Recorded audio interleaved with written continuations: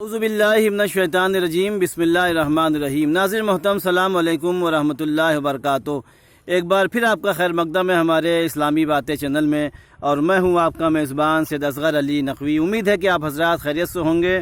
اور ہمیں بھی اپنی دعا خیر میں یاد فرماتے ہوں گے۔ آج میں آپ کے سامنے اب یہاں سے ایک سلسلے وار کچھ کلپس پیش کروں گا کہ جس میں امام وقت کی معرفت کے حوالے سے کچھ باتیں عرض کی جائیں گی۔ چونکہ یہ ہمارے جو وقت کے امام ہیں، یہ چونکہ ہمارے زمانے کے امام ہیں اور ان کی غیبت کا سلسلہ جاری ہے، اور کب ختم ہوگا یہ کوئی نہیں جانتا ہے، یہ پروردگار عالم صرف جانتا ہے۔ اور یہ وہ امام ہیں کہ جن کا حق اور دوسرے ائمہ کی بنسبت زیادہ بنتا ہے، چونکہ ظاہری طریقے سے جو اور ائمہ اطہار ہیں ان کا زمانہ ختم ہو چکا ہے، لیکن یہ ہمارے وقت کے امام ہیں، ان کی امامت میں ہم زندگی بسر کر رہے ہیں، لہٰذا ان کا ذکر ہونا چاہیے، ان کی معرفت کے لیے کچھ باتیں بیان ہونی چاہیے، اور ہمیں اپنے امام کو پہچاننا چاہیے، اور یہ بہت ہی ضروری ہے، چونکہ جیسا کہ پہلے بھی عرض ہوا کہ اپنے وقت کے امام کی معرفت اور ان کو پہچاننا بہت ضروری ہے، اور اگر بغیر انسان پہچانے ہوئے اپنے وقت کے امام کو اس دنیا سے چلا جاتا ہے تو وہ جو مرتا ہے اس کی موت اسلام پر نہیں ہوتی ہے، بلکہ اس کی موت جہالت پر، جاہلیت پر ہوتی ہے۔ اور یہ منابع اہل سنت میں بھی یہ باتیں پائی جاتی ہیں، اور وہاں بھی یہ حدیث اور اس طرح کی روایتیں موجود ہیں۔ ایسا نہیں ہے کہ یہ مہدویت کا جو عقیدہ ہے، یعنی امام عصر علیہ السلام کو ماننے کا اور امام علیہ السلام ظہور فرمائیں گے، یہ عقیدہ ایسا نہیں ہے کہ صرف یہ ہمارا عقیدہ ہے، اہل تشیع کا عقیدہ ہے،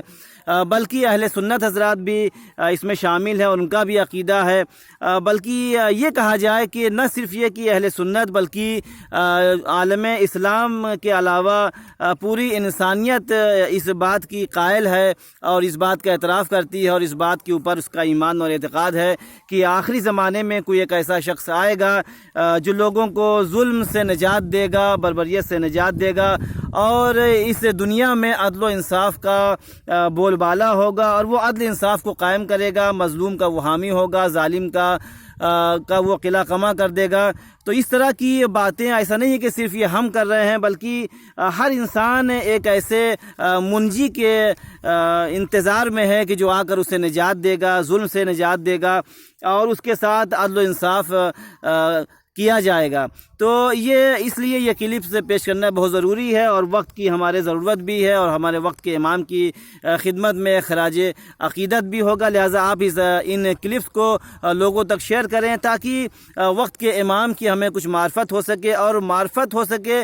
تاکہ ہم ان کی اطاعت کر سکیں، اور اطاعت کے بدلے میں ہم امام کو پہچان کر اپنا جنت کے مستحق ہو سکیں۔ آج کے لیے اتنا ہی، اگلے کلپس میں کچھ باتیں امام کے حوالے سے عرض کی جائیں گی۔ تب تک اپنا خیال رکھیے، خدا حافظ۔